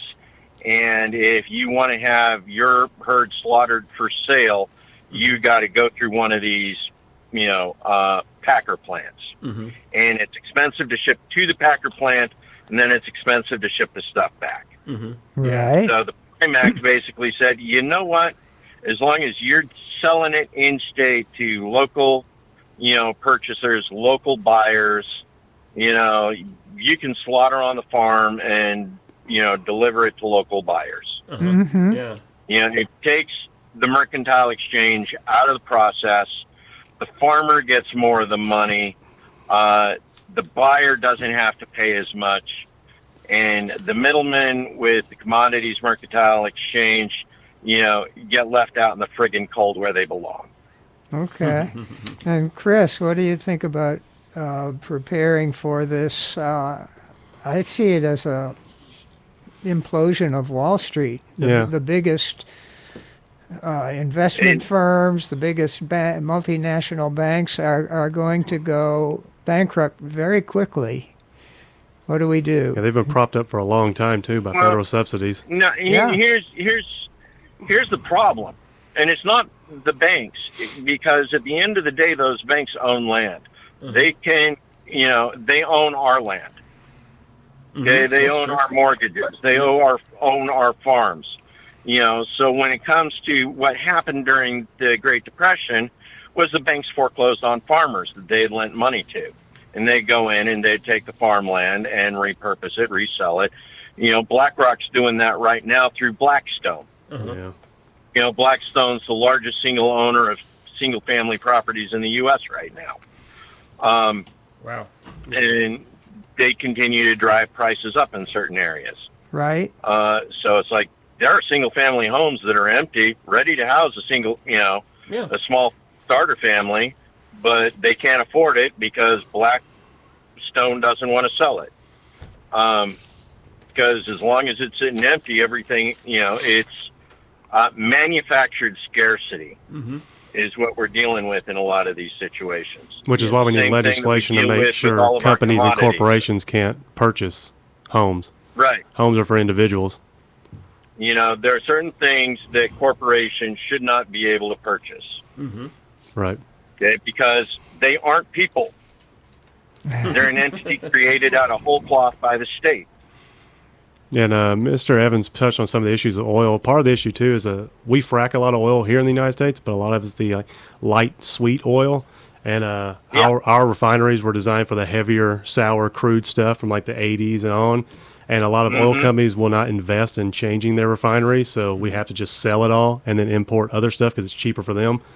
But I think that we need to start working on getting away from fossil fuels as much as we can. I mean, we have to use them while we have them. But you look at China, they're the biggest coal-burning country in the world, but they're also putting a lot of effort into solar power and nuclear fusion technology. And the great thing about nuclear fusion technology, you use it for energy, but not weaponry. So that's great. So I think we need to be working toward those things, especially before we build any data centers, because we're already trying to get data centers up and going, and our power grids can't even handle them. Yeah, they're absurd. Are you having data center issues out there in Idaho too? We're about to. Yeah, they're coming us They're hard. still being constructed, so they haven't been put into operation. Yeah. So until they're going into operation, we won't feel the pain. Some people have gotten excited but because a lot of the plans have been canceled or delayed, but the only problem is that those companies have already been paid out the federal subsidies, so they can just put that money into something else. Google has already backed off of the Sora project and stuff and moved on to other things because they're trying to get ahead of the curve and still use the money they have. But some of these companies are going all in on data centers, and I think they're either going to go bankrupt, which for them that just means changing their name and switching to a different product. But either way, we got to get away from federal subsidies for companies, I think, in a lot of situations, because so many companies don't ever make a profit. They just get propped up by taxpayer money. Yeah, and they're not. And they make so much they drive. What is it? Gresham's law. Good money drives, or bad money drives out good money. You've got people that are going for the tax breaks because it's worth more than an honest living, to put it bluntly. Right. Yeah. They should just. Oh yeah. Those businesses should just go out of business. Yeah, or should never exist. That's the inherent risk of capitalism. You might lose. All right. Inherent risk. Well, the thing is, again, inherent risk of capitalism / free market. Yeah. Okay. You go back and you take a look at what capitalism actually means. It's basically an economy ruled by the capitalists. That's correct. You're not a capitalist unless you got money. Yeah. Unless you're a Rockefeller, unless you're an industrialist, or one of these other people who have something significant. And we go back to the railroad barons. All of those people were granted lands by the federal government. Largely under Lincoln. So it's like, were they rich to begin with? No, they weren't. They were friends of somebody who could allocate them 100,000 acres of land. Which shouldn't happen. The federal government should not put their finger on the scale to benefit businesses. That actually goes against the original capitalist intent of Adam Smith, that monopolies and not allowing labor unions are actually anti-capitalist beliefs.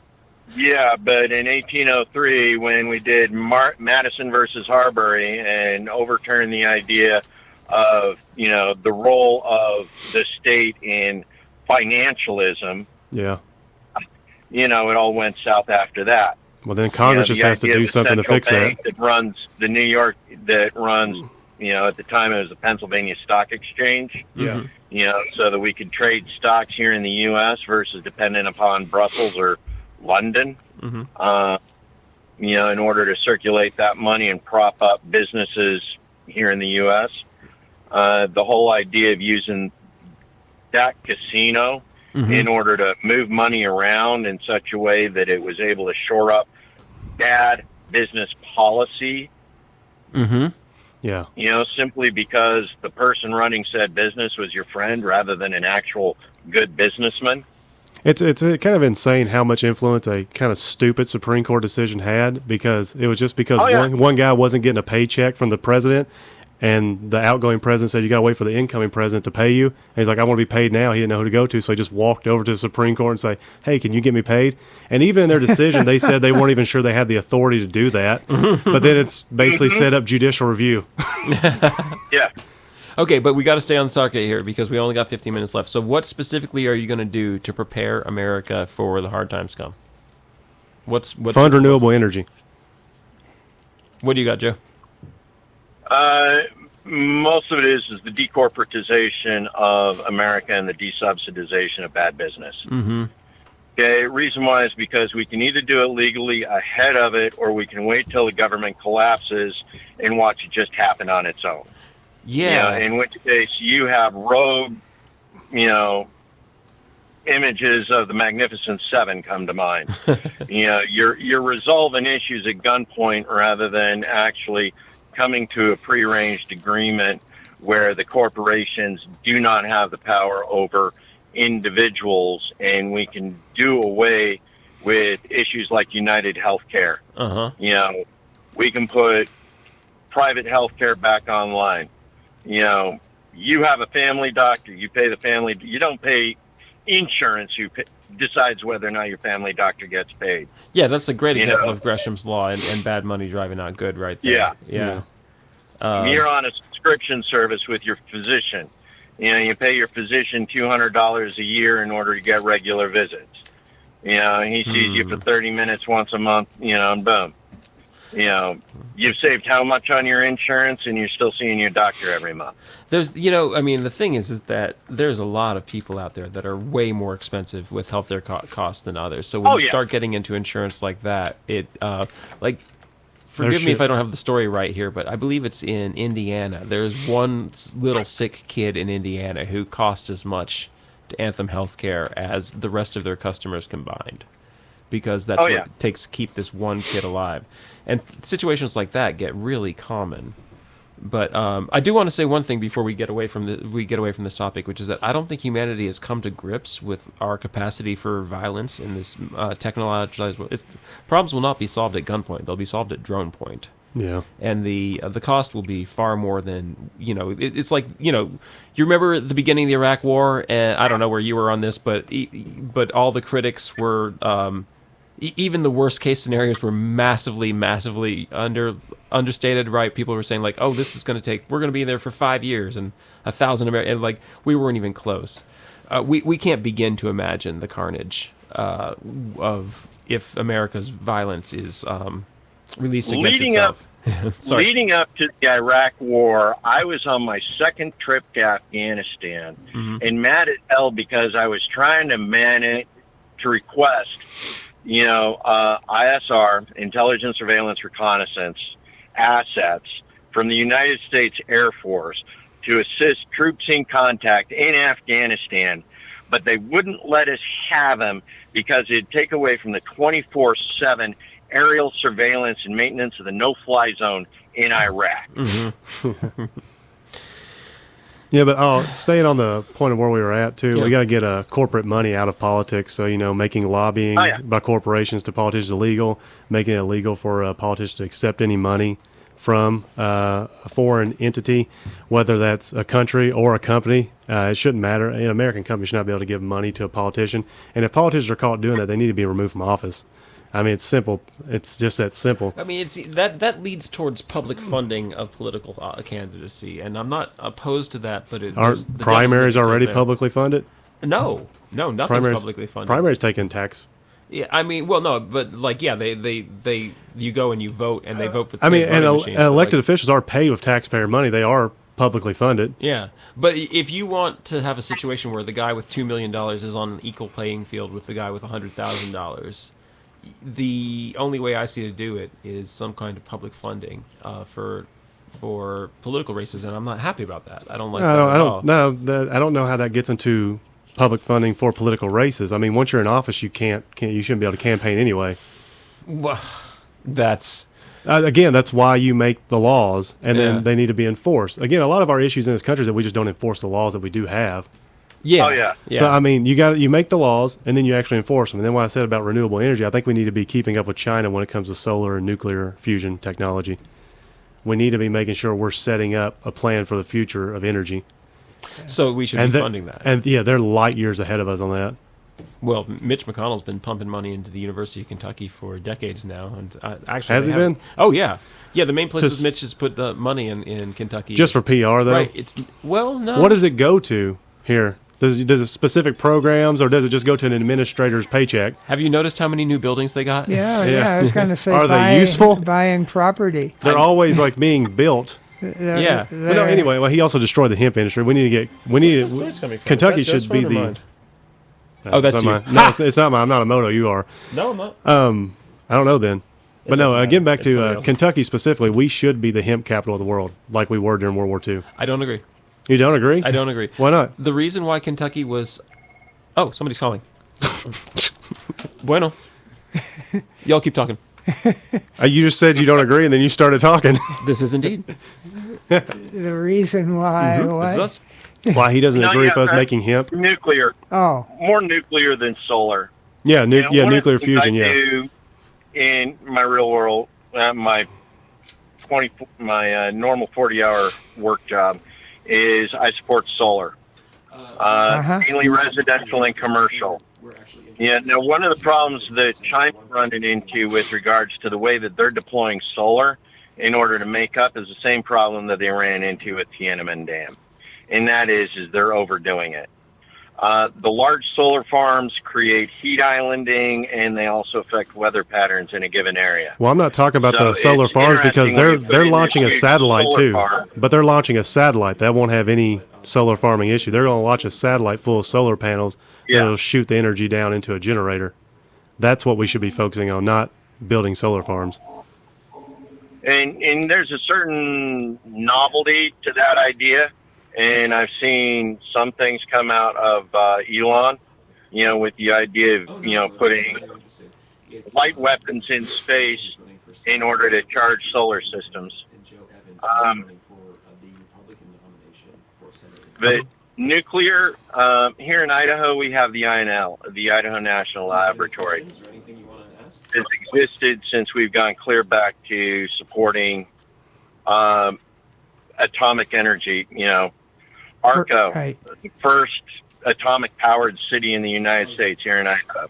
But the INL, we have the research, we have the capability. It's part of our national security that we can actually create, relatively small community-sized nuclear reactors, that would be deployable, to certain areas and be able to produce the kind of power in the megawatts, terawatts, that's necessary in order to run communities that are established on, these AI and data centers. Not that I support AI and data centers, but if you're going to insist on it, they need power.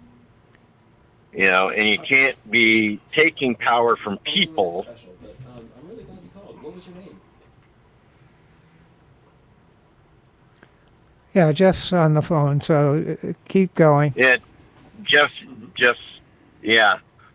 So the Idaho one, is that a nuclear fusion one?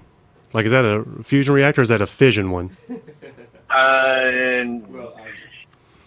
I think they've done research on both because we've had a number of iterations here in the state. Because the issue of fission is that it will always create radioactive waste and it can be weaponized. Fusion's a better technology because it doesn't create radioactive waste and it can be... Well, it's a better potential technology. I mean, so you could... That doesn't exist yet. But we gotta put research into it. China's getting kind of close in some because they way. actually fund it. We just don't even fund it. We don't even look into it. NASA gets no funding. Yeah. Yeah. So here in It's a Idaho, gamble. we've got the research. Better than the military one. Most of the isotopes that are available: uranium, plutonium, thorium. All of which are usable as fissionable or fusionable materials for atomic power. And the tech exists. And the beautiful thing is the fuel source exists here in Idaho. So I mean, that's true. we go into the mountains, we dig it up, we take it 100 miles, and we turn it into electricity. Yeah. Now, Hey, do you I'm know just I'm gonna interrupt real fast to say thank you very much to Hal for calling. We had a caller. He was very complimentary. He said that that Joe was a bit of a libertarian, and I was like, yeah, you nailed it there. And he said that he was a very progressive Bernie Sanders type, but he found what he was listening to very interesting, which I take as a compliment because Geoff and I are both flaming leftists, and we feel like we're doing a pretty good job of being reasonable and listening to people and not jumping too much all over things with our own opinions about things, and just learning from everybody and taking from everybody. Right. And so thank you very much for Hal for listening and for calling in. And anybody else that wants to call in, you've got approximately 6 minutes because this show is over at 6:00. So about the lab in Idaho, though, I mean, I'm not even sure if I fully agree with that we should be funding nuclear fission technology. Here in where I'm from in Kentucky, in Richmond, we have the Bluegrass Army Depot, so we're very aware of radioactive waste. Oh my God! And well, things that like was that. That was horrible. But the possibilities of it, because we have zones that designate if there is an issue, and you live here, you're dead. And also but you're supposed to be on top of this one, so you probably do know already. But you know about Peter Thiel's nuclear powered data center that he wants to put in Paducah. Yeah. I don't want. Joe, have you heard about that one? Not specifically that one, but I'm familiar with the concept. Yeah, Peter Thiel wants to put a nuclear-powered DoD AI in the ground in Paducah. And if you look at a map or a 3D model of Kentucky, you will see Paducah's the way flat, way west side where it's going to flood. And he's going to put this... Since you brought him up, Peter Thiel is one of the big reasons I don't like J.D. Vance. They're too close. Yeah. That and Palantir. Right. I thought it was funny that the Pope was going to excommunicate. But no, J.D. so Vance. what? So because we are last talking about thing. weaponry, and I am big into the nuclear test ban and things like that. I'm just not sure if nuclear fission should be a technology we should be investing in, because it does come with a price. There will always be radiation from that, and when you have that, you either got the situation where you got to try to contain it, which never seems to work. That's why we have so many Superfund issues, or you try to get rid of it. And again, like here in Kentucky, right up north in Ohio, East Palestine, they're still dealing with stuff radioactive material being dumped from that train. That was radioactive? I thought it was just... I thought it was. I thought they've had radioactive readings pretty now. sure it was purely... You might be right. It just came. I thought they've had like some radioactive... Anyway, they've only put like $10 million in to clean it up, which is $2 million over the next 5 years, God. which won't do anything. Yeah. But it's just, when we got to kind of balance this, like technologically advancements with, environmental devastation. We got to try to... we already walk a very narrow tightrope, and I feel like we're getting worse with it. Even though the math and the technology exists for nuclear fusion, it's just funding it and engineering the necessary materials. That's all it is. Yeah. It's just an engineering issue, and most engineering issues just have to do with money. There are plenty of engineers out there that can build this shit. Would it be terrible if I Excuse me. said that I guess I'm the conspiracy theorist of the group, but I straight up think that if you do too much research on energy and getting cheap energy, you will fall down the stairs. I didn't say it'd be cheap. Yeah. I didn't say it'd be cheap. Okay, good. It's just As long as you can make sure maximizing. JP Morgan owns it. It's maximizing your energy output while minimizing environmental devastation. Because in the end, we need the planet. Well, absolutely. That's where I keep all my And stuff. too many people with money kind of ignore that fact. And what was there, Peppy Morgan with her hydrogen stuff? But I think that I do honestly believe that there are very powerful people that are working very hard for us. Okay, the next DJ is here. So, Joe, would you like to make your closing statements? It was such a pleasure having you here. Thank you. When it comes down to it, at the end of the day, you either get fast, cheap, or good. 2 out of 3. You don't get the third. Yeah. We need to take a look at what that means for government. We need to take a look at what that means for the U.S. and for our individual states, and what our representatives are doing for our states in Washington. We shouldn't be encouraging more centralized power in the U.S. We need to get it back to the states, where the states take responsibility, according to the 9th and 10th Amendments, the powers they were granted by the people to take care of the people, and not what the federal government has decided it needs to do because the states won't. Mm-hmm. We need to get back to responsibility, individual responsibility in the U.S. The fastest way to do that is to make sure that the government isn't taking away your ability to be responsible for yourself. Thank you. Yeah, no, that was Thank really, you. Yeah, that was very good. Just to respond real quick to this fast, cheap, and good comments. He's right. You do got to weigh those out. But I would like to say that we are forward-thinking creatures as humans, and we got to remember future generations and make sure we're leaving a very good situation for them, not in just governance, but just in living. Yeah. But also, thanks for your time, Mr. Evans. Yeah, very Thank much. you. Jeff? Well, that's great. Well, we got 2 more minutes, so everybody made their closing statements too fast. All right, let's talk about the Constitution again. I'm for it. I got one more question that I got to ask, and you can go ahead and set up your music or whatever. I'll get out of your way. So, something to think about. You all were talking about how the government shouldn't own land and this and that, but like the government owns an enormous amount of land. I didn't say the government shouldn't own land. I never I'm said sorry. like federal. I'm going really fast here because we got 1 minute. like we got national 90 parks seconds. and stuff are good. Okay, so here's the thought for next time. What are we going to do with the vast amounts of land that the government already owns? What's the right way to handle that? What's the right way to care for that? Because it's incredibly important. They own, what is it, like a third of the land in this nation is directly under... Yeah, I don't think we should be using... Here's where we need to change the language on that. Reason why is because the government doesn't own the land. It holds it in trust for the people. Yeah, that is the correct. Yeah. Okay, so Yeah. we need to stick to the right terminology. The people own Because it. The second we say, Okay. the government keeps it in trust for the people. No one owns it. Nobody has the unique ability to decide how it is used, because it is a collective interest of the people to use it in the best interest of the people. And that's where we've lost control of it, because the government no longer keeps it in trust for the people.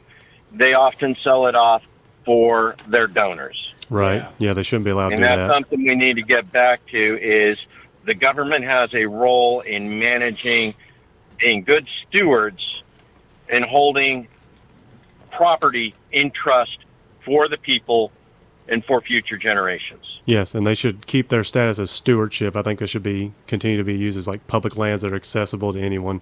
It shouldn't be sold for any reason, timber, housing, or otherwise.